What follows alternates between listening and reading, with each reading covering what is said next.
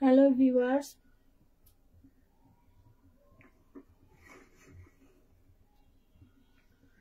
অনেকদিন লাইভ করি না, তাই আজকে একটু লাইভ করতে আসলাম।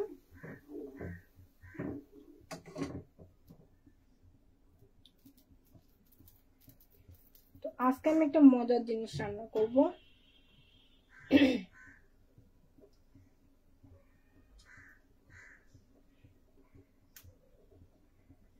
আমরা অনেকেই আছি যে কুরবানির সময় চর্বি নিয়ে খুব মুশকিলে পড়ে যায়। কুরবানির চর্বি আমি বেশিরভাগ সময়ই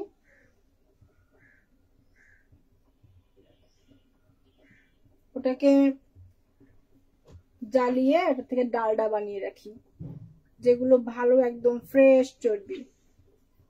ওটাকে ডালডা বানিয়ে রাখলে পরে যে কোনো কনফেকশনারি খাবার যদি আপনি বাড়িতে তৈরি করেন তবে ওইটা দিয়ে করা যাবে।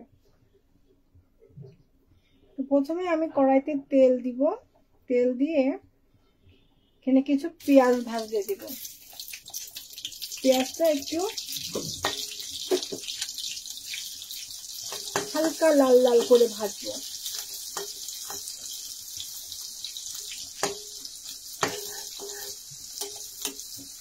যারা পছন্দ করেন তারা এভাবে রান্না করতে পারেন।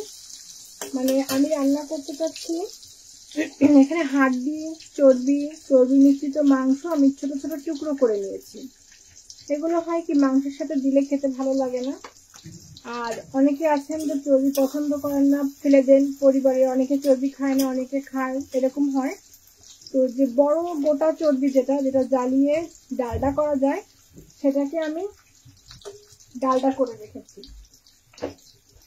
আর এই চর্বিটা দিয়ে আমি পাতলা পাতলা ছোটখাটো মাংসের গায়ে লেগে থাকা চর্বি, তো এগুলো দিয়ে আমি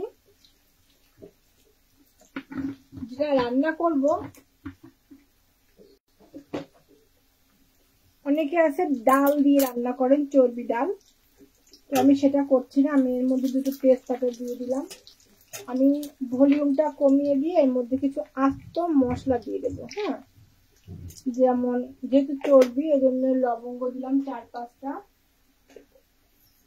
এখানে হাফ চামচের মতো গোলমরিচ দিয়ে দিলাম।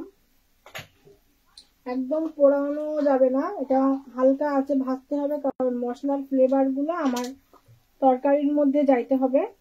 এখানে বড় সাইজের 2টা এলাচ আমি একটু সাইড ফাটিয়ে এভাবে করে দিয়ে দেব। পরে আমি এলাচের গুঁড়ো দেব।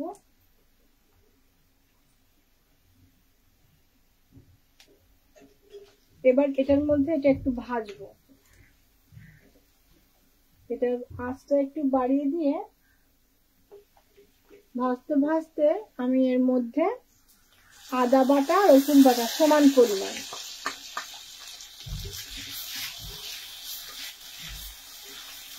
এই রান্নাটা খুব মজা হয়। পেঁয়াজ কিন্তু দেখতে পেয়েছি ইতিমধ্যে লাল লাল সাদা সাদা, মানে 2 রকম কালারের হয়ে গেছে।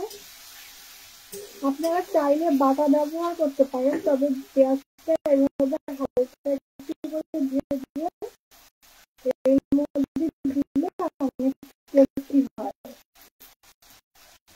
এরপরে আমি এর মধ্যে ধনিয়া দিয়ে দেবো। এটা হচ্ছে আপনারা প্রয়োজন নেই, আমি ভাজা পছন্দ করি সেভাবে দিয়ে দিলাম।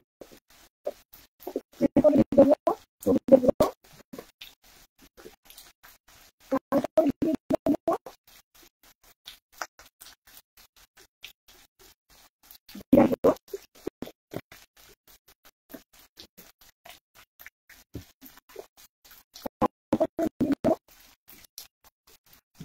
ধনিয়া পাউডার। আমার কিন্তু ধনিয়া একদম করা বেশি কথা না।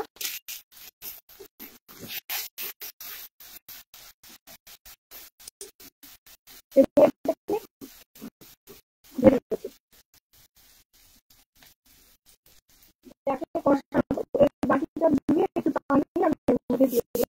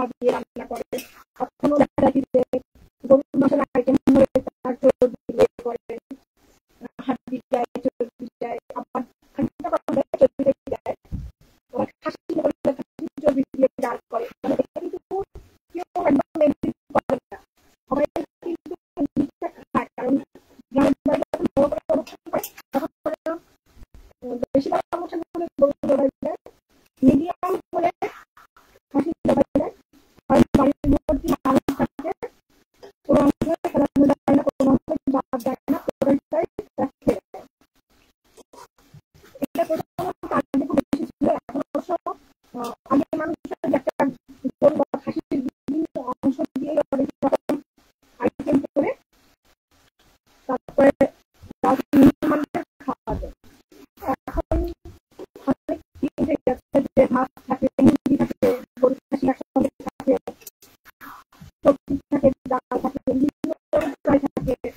তো মানুষ এখন যেরকম আধুনিক হয়ে গেছে দিচ্ছে, এতে করে এখন আস্ত গরু খাসি জবাই হয় খুব কম গেছে। তো এটা যখন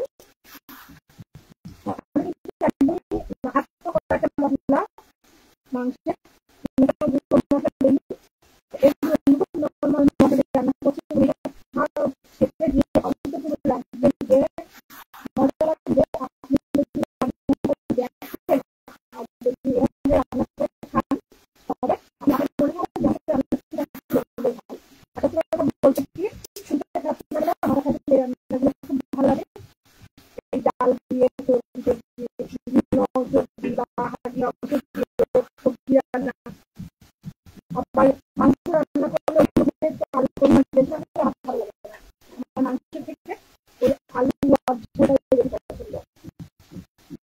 আমি এখানে বেশি একটা ছোট সাইজ বেশি একটা আর ছোট ছোট একটা আলু এরকম ছিঁড়ে মাথা থেকে রেখেছি। এটা হচ্ছে আমি অল্প অল্প করে দিব আর নাড়াচাড়া করবো। মশলাটা আমি দেখলাম যে যদি 10টা ভাগ করে দিব, আর দরকার যদি না হয় একবার দিয়ে দিলাম। পরে করে দিব। আর এটা ভিতরে সময় লাগে এটা পট থাকে, এই পটে কিন্তু গরুর মাংস সেদ্ধ হয়। তো আমার কিন্তু মাংস কোনো টেনশন কারণ নেই। আমিও হয়ে যাবে এদেরকে সিদ্ধ করে দেওয়ার দরকার নেই। যদিও আমি ভুল করে এটাকে করে ফেলেছি,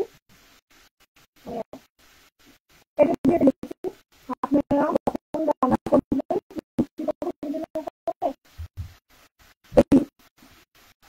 আগে দিয়ে নেবেন, তারপরে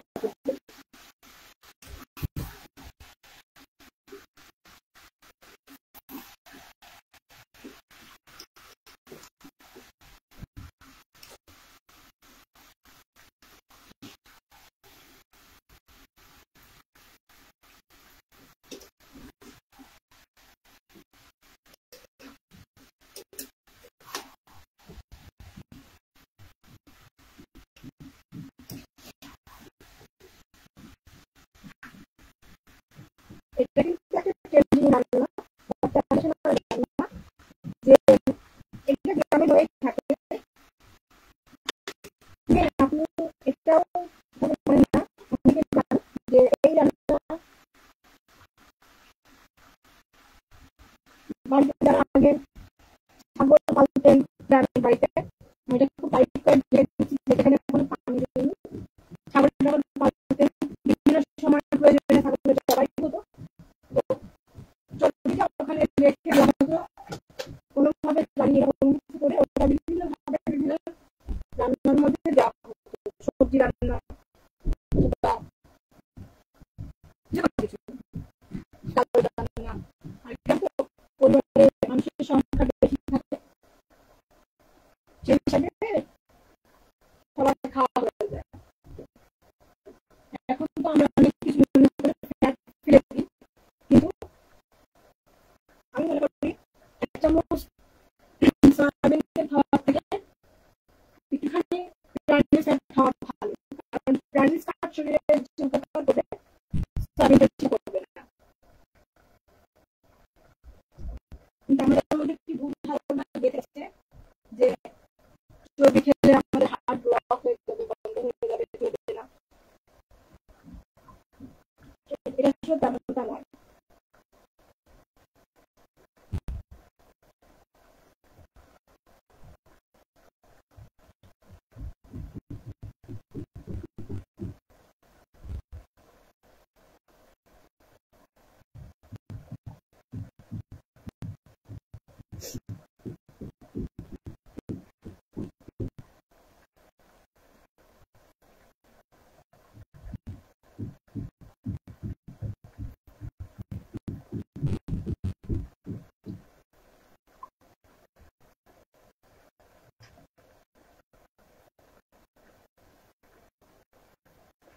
এভাবে খানিকক্ষণ রেখে দিলে দমে এটা আস্তে আস্তে নরম হবে। পেঁপেটা যত নরম জিনিস মনে হয় এটা আসলে ততটা নরম নয়।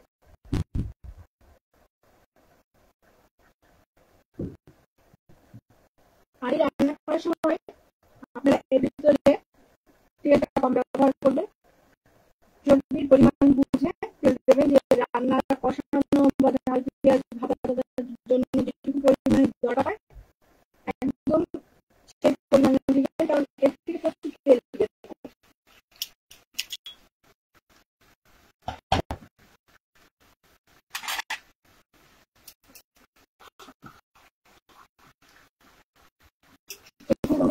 কম গেছিলাম 20 মিনিট পরে করতে হয়। আর এভাবে না করতে হবে তলায় লেগে যাবে, তলায় লেগে যাবে।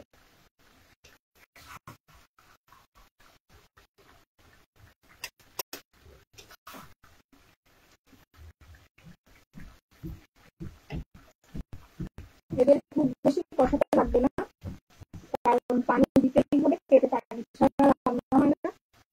তো আমি এর মধ্যে একটুখানি হলুদ দিয়ে দিলাম।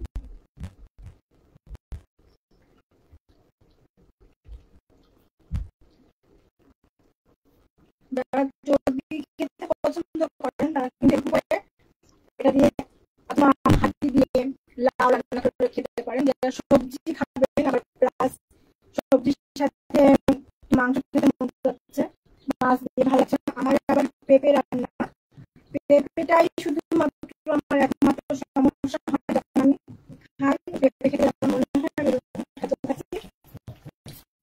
আর আমি চেষ্টা করি যে পেঁপে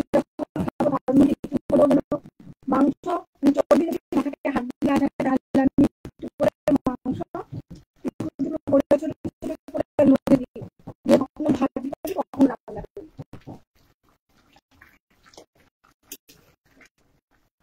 চর্বিগুলো যেমন গেছিলাম এরা কিন্তু পড়ে যাচ্ছে, ওরা কিন্তু খুব বেশি একটা থাকবে না। এটা কিন্তু ভেজিটেবলস রান্নাই হচ্ছে, মাংস রান্না না, কিন্তু যেগুলো সেখানে একটা কিনছি আমরা, সেই সাথে হাঁড়ি করা হবে। আর এভাবে একটা সুন্দর রান্না হবে।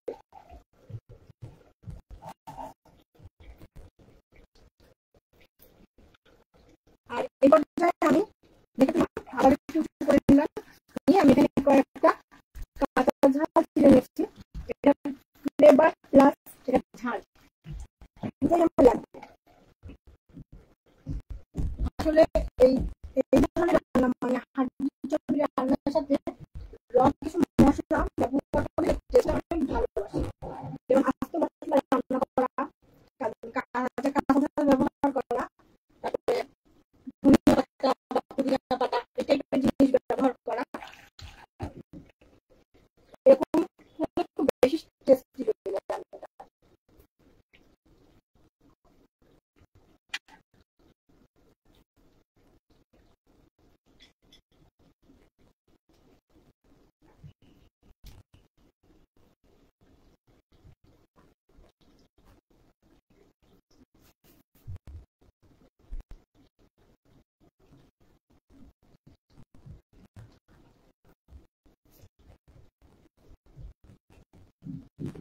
পরিমাণটা হাই রাখতে হবে, একদম হাই ভলিউম রান্না করা যাবে না, আবার একদম লো ভলিউম করা যাবে না।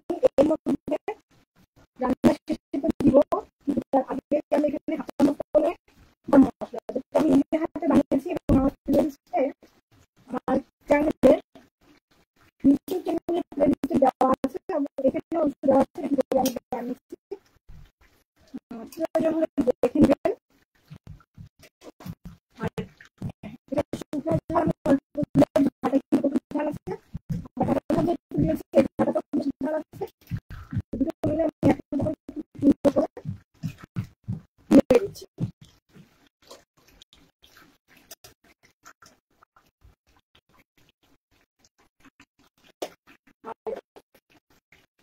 এই রান্নাটা রান্না খাবার এটা কিন্তু খুব ভালো লাগে। আমার পানির প্রয়োজন বলে আমি দেবো, না হলে দেবো না। আমার এরকমই তো দেখা যাক পানি লাগবে নাকি।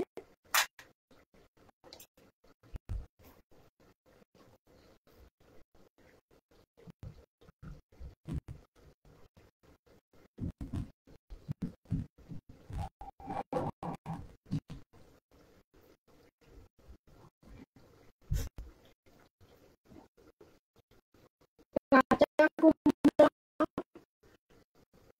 চাল কুমড়া, লাউ এটা কিন্তু অনেক সবজি দিয়ে এই রান্নাটা কিন্তু ভালো লাগে। তাছাড়াও মিক্সড সবজি, যেমন আপনি চাল কুমড়া নিলেন, একটু লাউ বা পেঁপে, একটু পাতা কুমড়া বা মিষ্টি কুমড়া, একটু গাজর, তার মধ্যে গরুর অল্প স্বল্প এরকম চোখের মাংস অথবা হাড্ডি, এগুলো দিয়ে আপনি একটা স্টুর মধ্যে বানাতে পারেন, যেটা কিন্তু খুব ভালো। হ্যাঁ, খেতে খুবই সুস্বাদু লাগবে। তার মধ্যে আস্তে করে রসুন দিতে হয়, গোলমরিচের গুঁড়া দেওয়া যায়, আস্ত দেওয়া যায়। তো আমার মনে হচ্ছে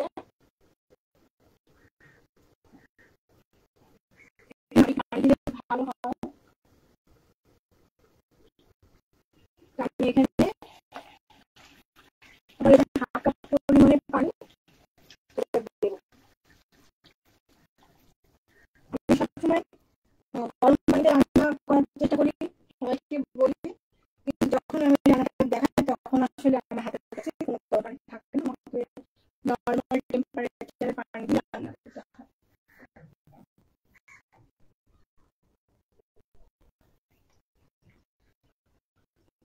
আর টেস্টের জন্য লবণটা রেখেছিলাম, আমার মনে হয় এখানে আর একটু লবণ লাগবে।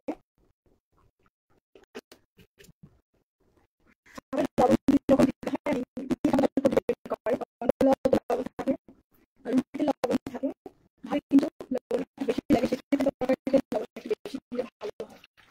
যদি রান্নার খাবার দিয়ে খাবো সেটা আলাদা হয়, সেক্ষেত্রে কম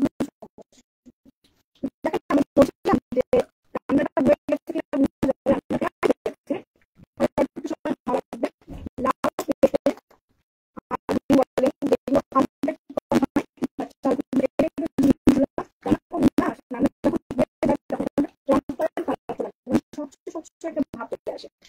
হ্যাঁ, এটা যেমন এখনো ভেতরে সাদা সাদা দেখা যাচ্ছে, তার মানে জিনিসটা এখনো ঠিকমতো সেদ্ধ হয়নি, আচ্ছা হচ্ছে।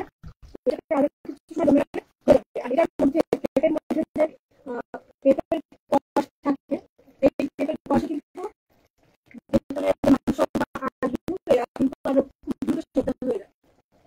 আর এটা যদি চিনি নিয়ে রান্না করা হয়, সেটা করে আর দ্রুত রান্না হয়। তবে বর্তমান কতটুকু থাকবে তার থেকে বড় কথা যেটা খুব দ্রুত সেদ্ধ হবে। যেকোনো কিছু 100 ডিগ্রি তাপমাত্রার উপরে রান্না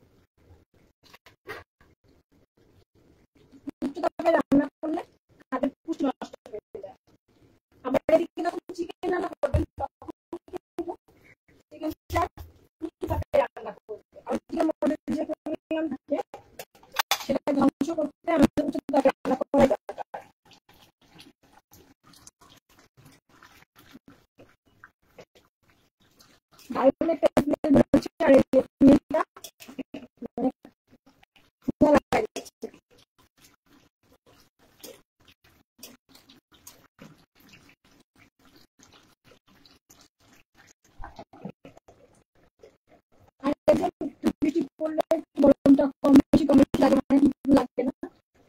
আর এই সময়টায় এরকম খিচুড়ি খাওয়া অথবা চর্বি জাতীয় জিনিস খুব বেশি না, অল্প স্বল্প খেলে খুব ভালোই লাগে।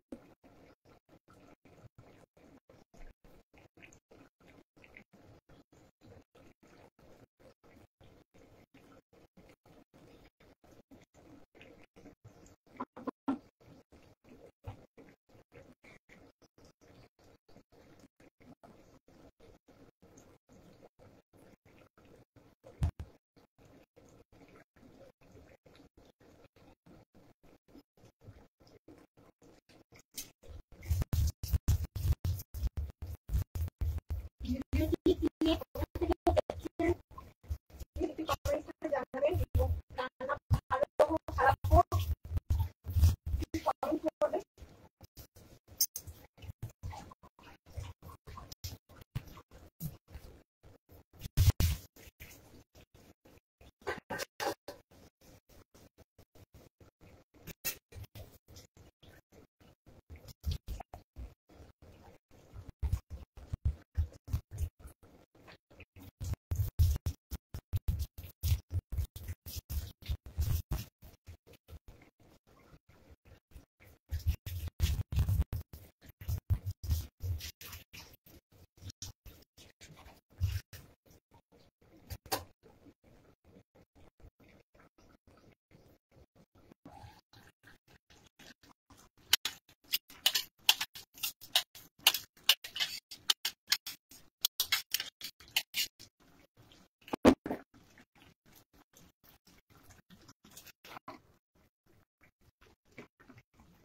আমি আবার কোনো সবজি একদমই রান্না করা পছন্দ করি না।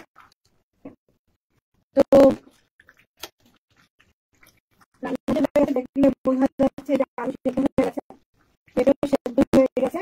আর এটা ঝোল যেহেতু আমি এরকম রেখেছি, এটা এরকমই থাকবে, এরা কেউ ঝোল শুষে নেবে না। সো আমি এখানে আরো একটু বড় মশলা ব্যবহার করবো, একদম মানে এবার আমি চুলাটা বন্ধ করে দিব। তাই এখানে আমি আরো হাফ চামচ গরম মশলা দিয়ে দিলাম। গরম মশলার সাথে সম্পর্ক শুধুমাত্র এক গোলমরিচেরই বেশি। গরম মশলা না হলে গরম মশলার যে পরিমাণ টেস্ট হয় আমার কাছে মনে হয় না গরম মশলা অন্য কোথাও দিয়ে এতটা ফ্লেভার পাওয়া যায়। তো ভলিউমটা লো করে দিয়েছি,